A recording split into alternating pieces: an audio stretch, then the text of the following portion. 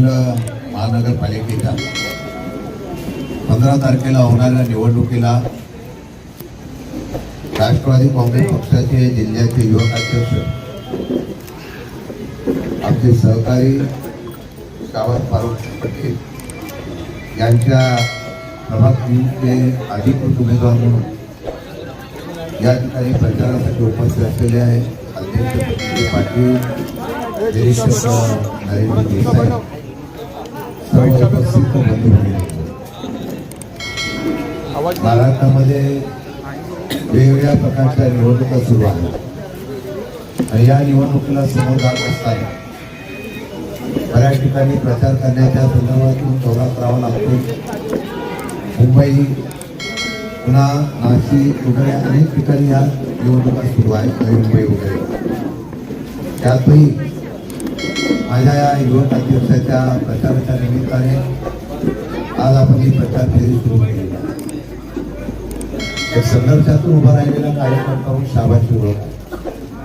वडिलांचा विचार घेऊन आदरणीय पवार साहेबांच्यावर नितांत प्रेम करणारे फारुखभाई यांच्या माध्यमातून काम करत असताना शाबासने पक्षाच्या संदर्भातून केलेले काम याची पोचपावती होती. या ठिकाणी आघाडी करण्याच्या बाबतीत मला आम्ही निर्णय घेतला.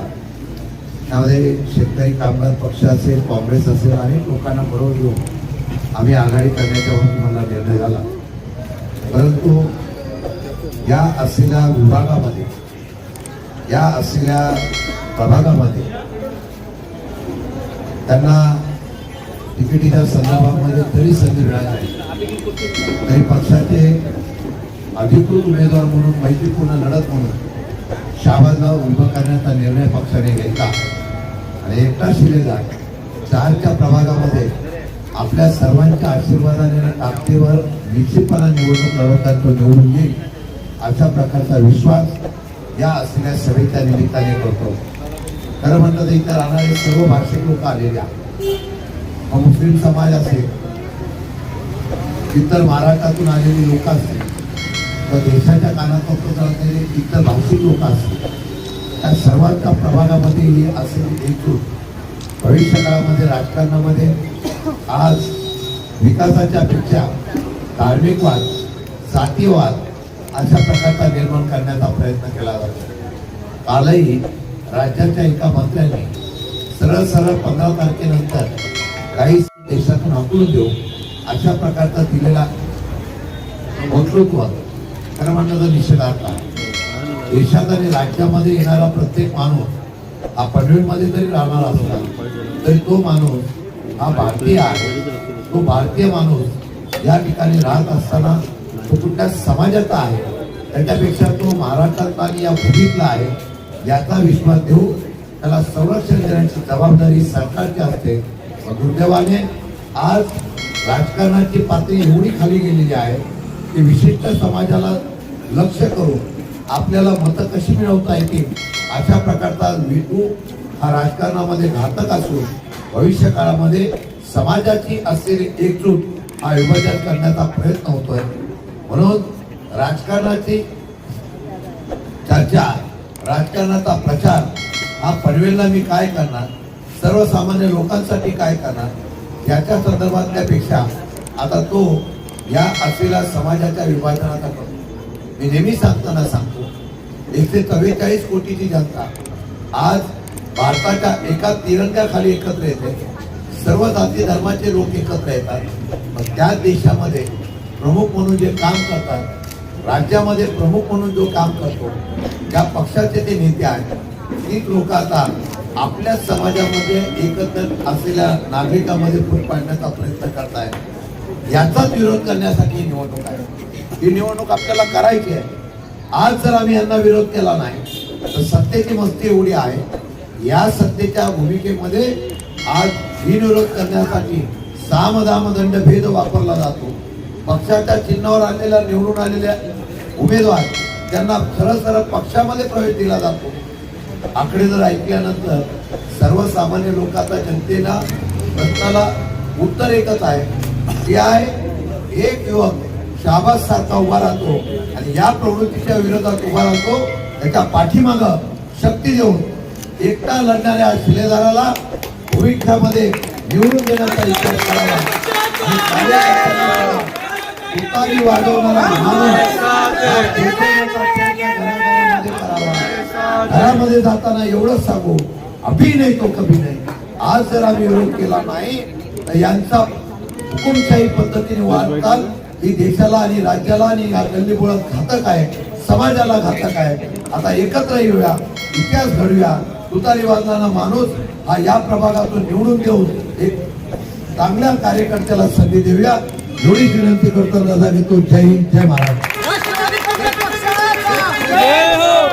काँग्रेस पक्षाचा सर, आज बंडखोर असं म्हटलं जातं या प्रभागात, याच्याकडे कसं बघताय? खरं म्हटलं तर आम्ही सर्वांनी मिळून एकत्रितपणे या निवडणुकीला समोर जात असताना ही जागा आम्ही युवकचा अध्यक्ष म्हणून आणि कार्यकर्ता म्हणून राष्ट्रवादीला सोडावी अशा प्रकारची विनंती मित्र पक्षाला केली होती. परंतु त्यांचे उमेदवार तिथं देण्याच्या बाबतीत मला हट्ट असल्यामुळे फक्त या जागेपुरतं मर्यादित मैत्रीपूर्ण करावं असा आम्ही आग्रह केला आणि त्यांना त्यांनी मान्यता दिली आणि बाकीच्या ठिकाणी आम्ही एकत्र लढतो. इथे सुद्धा शेवटच्या क्षणाला शहाबादची जागा पुढे निघाली तर बाकीचे सुद्धा मदत करतील अशा प्रकारची चर्चा आम्ही निश्चितपणे करू. सर, काय सांगाल? पनवेलमध्ये घोडेबाजार झाला आहे. विरोधकांचे 6 नगरसेवक बिनविरोध निवडून आले, असं याकडे कसं बघताय? नगरसेवक बिनविरोध येण्याचा पांड्या आणि तेवढा अधिकार आणि तेवढा पैसा आमच्याकडे असता तर आमचे पण नगरसेवक बिनविरोध घेऊन आलो. निवडणूक आणताना 64 नगरसेवक आणि मी तर बघतो येताना सगळीकडे सरकारची जाहिरात आहे, संविधानाचा राखा मान आणि मतदानाचा करू अधिकार. आता मतदान करण्याला आव्हान करतात, मतदान करण्याच्या संदर्भामध्ये निवडणुकीची प्रक्रियाच करण्यासाठी बिनविरोध करण्याचा पायंडा करत असेल आणि मग कोणतरी म्हणतो विरोधकाचा उमेदवार तिथे उभा राहत नाही. विरोधकाचा उमेदवार उभा राहिल्यानंतर जे आकडे सांगितले जातात माघार घेतात, तो म्हणतो मी उभा राहणार, उभा राहून करणार काय, त्यापेक्षा आत्ताच भेटतात ते मोकळं होऊया. आणि मला वाटतं की यासारख्या ऑफर शहाबादला सुद्धा आल्या होत्या, पण शहाबादनी सांगितलं लोकशाही जिवंत ठेवायची असेल, डॉक्टर बाबासाहेब आंबेडकरांचं संविधान जिवंत ठेवायचं असेल तर मी अमिषाला बळी न पडता निवडणुकीला समोर जाईल. अशा प्रकारच्या काय का होणार निवडणुका आणि लोकशाही जिवंत राहते. सर, प्रभागातील जनतेला काय आवाहन करता याच्यापासून? मी प्रभागातल्या जनतेला मी एवढंच सांगेन, या प्रभागामध्ये वेगवेगळ्या समाजाची लोक राहतात. बहुतेक बहुमान समाज जो आहे तो मुस्लिम समाज आहे, या मागासवर्गीय आहे, हिंदी भाषिक आहे, मराठा भाषिक आहे, ग्रामस्थ आहे. या सर्व लोकांना विनंती करेन, लोकशाही ही लढाई आहे. लोकशाहीच्या लढाईमध्ये आमच्या मताचं विभाजन झालं तर विरोधकांना फायदा होतो.